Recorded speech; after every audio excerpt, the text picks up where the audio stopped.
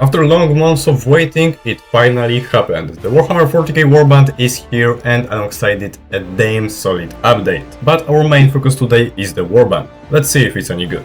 Of course, since it's a legendary warband, it will cost you 1500 super credits and you will be not receiving any super credits back from it. Additionally, if you have the medal from the Super Citizen edition of the game, for free warband, it will not work on this warband. I myself didn't unlock every item in the warband yet, but I have my hands on everything that's a playable item. So only the cosmetics are left, which we have anyways seen in the trailer. On the first page you unlock the TG8 Sharpshooter medium armor with the true Girft armor passive at the cost of 45 medals. The armor passive on this one gives you increased reload speed of the support weapons by 30% and slightly improved ergonomics. Now, the armor passive on its own isn't really anything amazing, it's solid but not amazing. Of course, having additional ergonomics is nice, but we have the peak physique which will increase the ergonomics better. But what's really important here is the increased reload speed of support weapons, as it will really help multiple of support weapons like for example the autocannon or the de-escalator,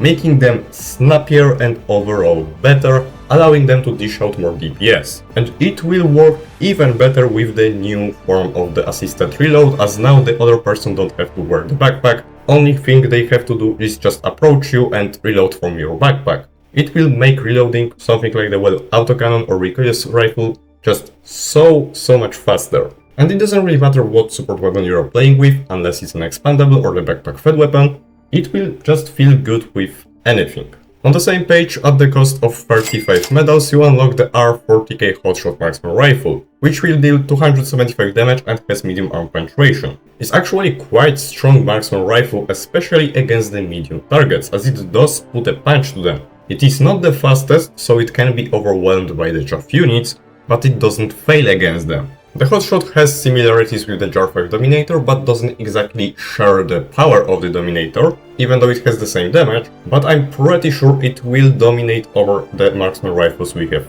right now on the medium range, as it does have limits as I checked the wiki, but I didn't test it yet, how far can it go. But certainly on the medium range it will dominate the marksman rifle class, and overall it feels just good.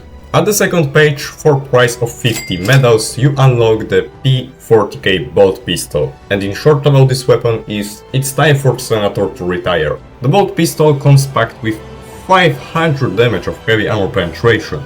This thing just shreds anything, whether it's medium armored enemy, light armored enemy, or even heavies. It's even good against the heavies. In fact, it's enough powerful to double tap the helmet of the new Crushers. On top of that, the bolt pistol is also explosive. It cannot destroy the spawners, but it can stagger on some area and deal additional damage to surrounding enemies. It basically beats the Senator on almost any front, which alongside the Talon used to be the best pistol secondary. But it's almost everything, as there are still things Senator can be better at. First off is range, as the bolt pistol on range, for the range, actually does literally nothing because the bullet has lifetime, as I'm looking at it right now, and up close it will ragdoll you. So the bolt pistol is ideal for the short, not up close, to medium range, while the Senator can be used on any range, even though it does have drag factor. Also, second thing is that the Senator is still faster than the bolt pistol, but like, you don't need to be fast if you kick that hard as the bolt pistol. The problem with the speed of the bolt pistol is not the RPM, is rather the recoil, which is the biggest in the whole game. So why there are still things Senator can be better at than the bolt pistol? The bolt pistol just dominates and shreds through anything you point it at. Honestly, it has already become my favorite pistol secondary, beating the verdict unfortunately. This gun alone makes the warband worth it. Next to it we have the G40k Melta Mine costing 50 medals, and it's interesting. It's basically a throwable anti-tank mine dealing 2000 damage and having anti-tank free penetration, but it has some differences. The most noticeable one will be that it gets activated by just medium units. It still isn't activated by the light ones and by the Helldiver itself, but medium unit is enough to set it off, which means on the D10 basically anything will activate it. Also, you don't have to step on it, but it's proximity based, so if something gets remotely close, it will already explode, which makes it a little bit less consistent. but it's still good anti-tank. If you see any heavy, you want to throw it, and when the heavy walks by the center of it, it will easily get destroyed. But since it's proximity based, it will not always get through center of it and will not die, but still will deal huge damage to the heavy, so the heavy will be easier to take down with something else. After exploding, it does set the ground on fire and it does have good damage, so it can be used against the medium units that will anyway set it off, but it's rather not ideal as it will not help you with the medium units or with the hordes for long. Also, it's probably a waste. The Melta Mine can be used against the fabricators, overships and the backhoes, but it's not as easy as just throwing it to the vent.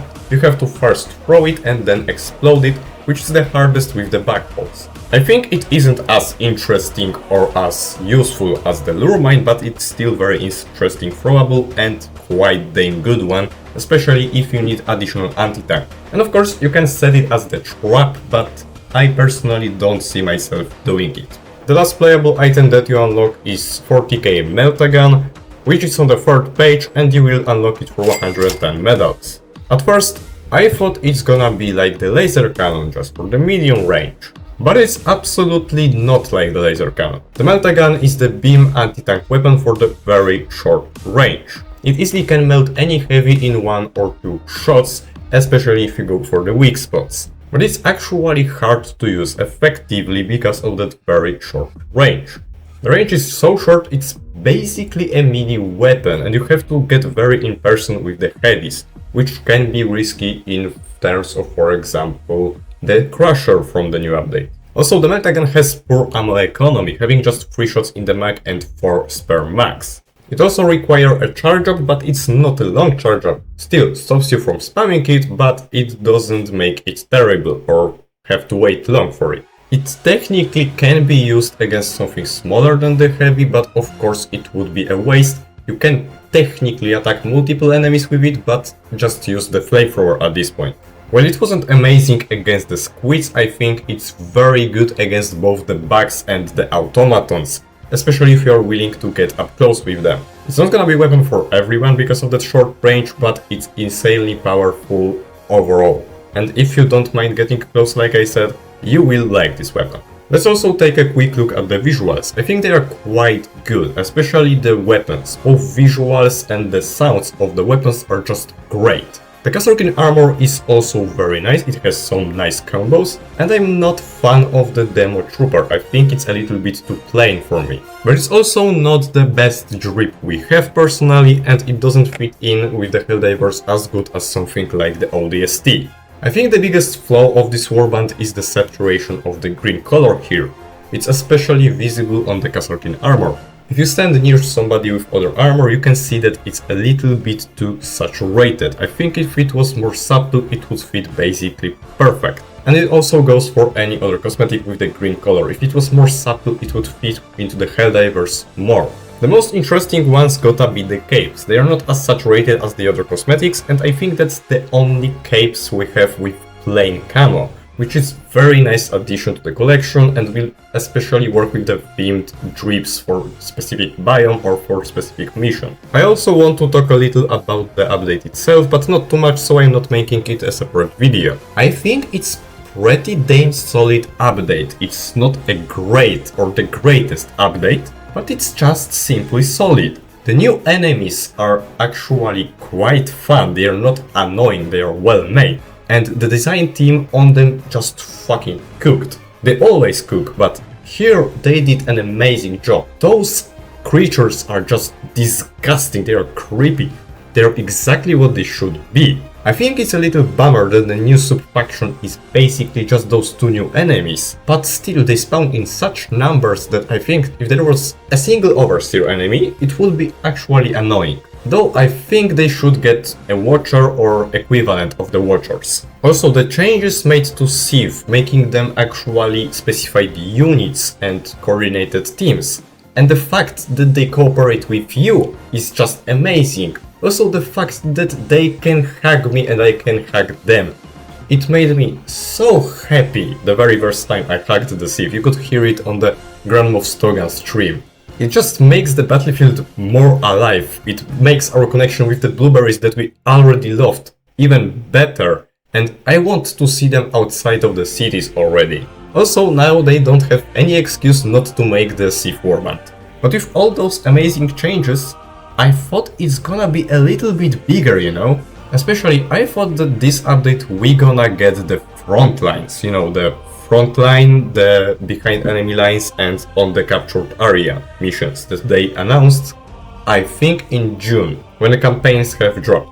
But I guess no, they haven't been added yet. Maybe it's gonna be the next patch, but we will see. Also, I just expected a little more. We are yet to go to the Void, so perhaps they will be adding more as the campaign progresses. But it's hard to tell really. Probably it's what we got. There will be one more biome for the Void and that's it. Especially that there is a new Idominate soundtrack that we haven't yet heard. But yeah, even though it's not a lot added, it's very good changes, and yeah, there are some bugs with this update. For example, there is Kill Overseer sub-objective on the new sub-faction where the Overseer do not spawn, or for example, enemies clipping through the walls have returned. But except for that, yeah, it's a solid update. I can't really complain on it too much, because it doesn't do anything horrendous. I can tell people are going to complain already, because it's the community without any joy.